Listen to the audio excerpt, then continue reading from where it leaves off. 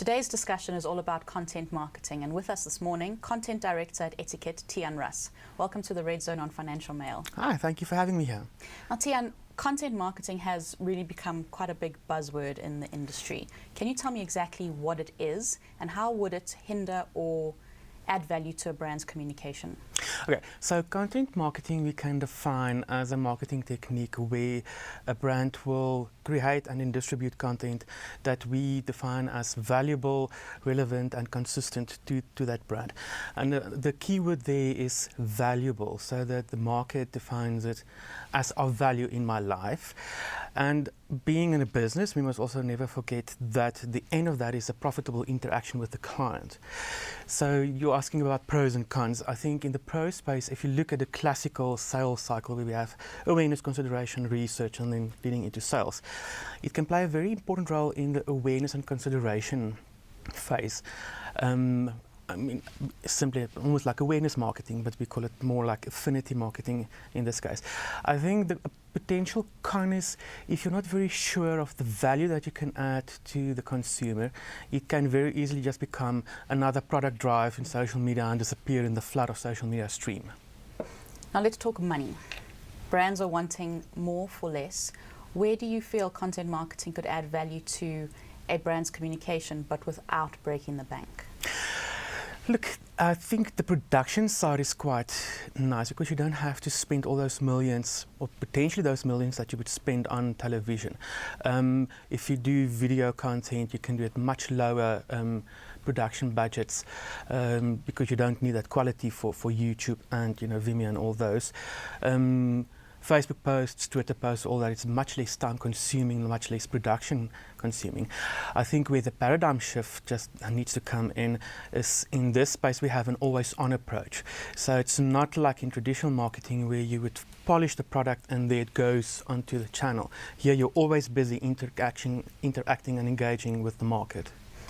You say always on, brands always interacting with the market. Consumers are always also consuming content on many different platforms. Do you feel that content marketing could replace traditional advertising, or does it fit nicely into the marketing mix? I don't think in our society that it will totally replace traditional advertising. I think in the mass market segments, channels like TV and radio still has lots of value offering. Also, if you think, if I spoke about the selling cycle earlier, in the consideration and selling phase, I mean, in-store marketing, retail has still got a lot to offer there in terms of value. I think where the value here will lie is it's less intrusive than traditional advertising. I don't have to latch my TV ad onto a popular program to try and build an audience. I put the content and you engage with that in your own time, and you do it because you find my content valuable. Etiket's a content marketing agency. Can you tell me of a campaign that was successful and why? I think our biggest success is actually on a very hardworking brand, Scorpion Legal Protection, where we don't per se do campaigns. There's an always on approach for them, where we actually empower the market with a lot of legal advice bits. We have to play a bit careful there that we don't give all the legal advice for free, because that's why they sell legal policies.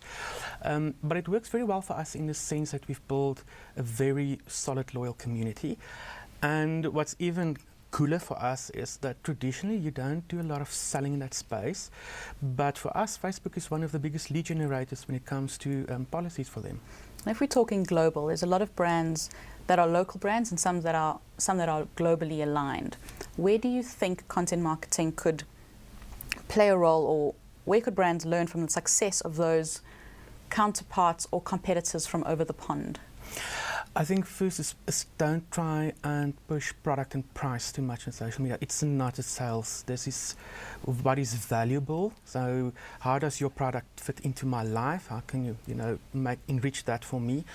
And the second thing is find a very clear value and a very clear purpose in terms of what you want to communicate in that space. If you pray and spray, it will just become another item in a very cluttered feed already.